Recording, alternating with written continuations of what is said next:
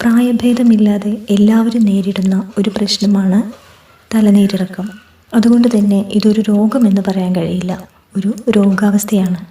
നിസ്സാരമെന്ന് കരുതി അവഗണിച്ചാൽ ഭാവിയിൽ ഗുരുതരമായ ശാരീരിക പ്രശ്നങ്ങളിലേക്ക് ഇതെത്തിക്കാം. തലനീരിറക്കത്തിന് കാരണങ്ങൾ പലതാണ്. ചിലർക്ക് എണ്ണ തേച്ച് കുളിച്ചാലായിരിക്കാം നീരിറക്കം വരുന്നത്. ചിലർക്ക് എണ്ണ തേച്ച് കുളിക്കാതെ ആയാലും ആവാം. വെള്ളം മാറിയുള്ള കുളി കഴിഞ്ഞാൽ ഉടനെയുള്ള വെയിൽ കൊള്ളൽ, കാറ്റേറ്റുകൊണ്ടുള്ള യാത്ര, കുളി കഴിഞ്ഞ ഉടനെയുള്ള ഉറക്കം, ഇതെല്ലാം തലനീരിറക്കത്തിന് വഴിവെക്കും.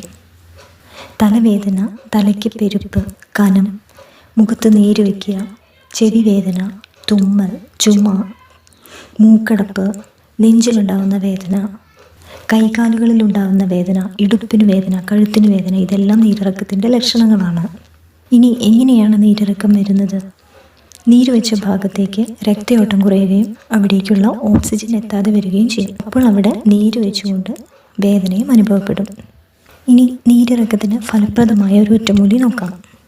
അല്പം രാസ്നാദി ചൂർണം അല്പം ചെറുനാരങ്ങ നീരിൽ ചാലിച്ച് നെറുകയിലിടുക. ഇനി ശരീരഭാഗങ്ങളിലാണ് വേദന എങ്കിൽ വേദനയുള്ള ഭാഗത്ത് പുരട്ടുക. വേദന മാറുന്നത് വരെ പുരട്ടാം. കഴുകിക്കളയണമെന്നില്ല, ഉണങ്ങിക്കഴിഞ്ഞാൽ അത് താനെ പൊഴിഞ്ഞു പൊക്കോളും. വളരെ ഫലപ്രദമായ ഒറ്റമൂലിയാണ്. ചെയ്തു നോക്കൂ. ഫലം കണ്ടവർ കമൻറ്റ് ബോക്സിൽ രേഖപ്പെടുത്തും.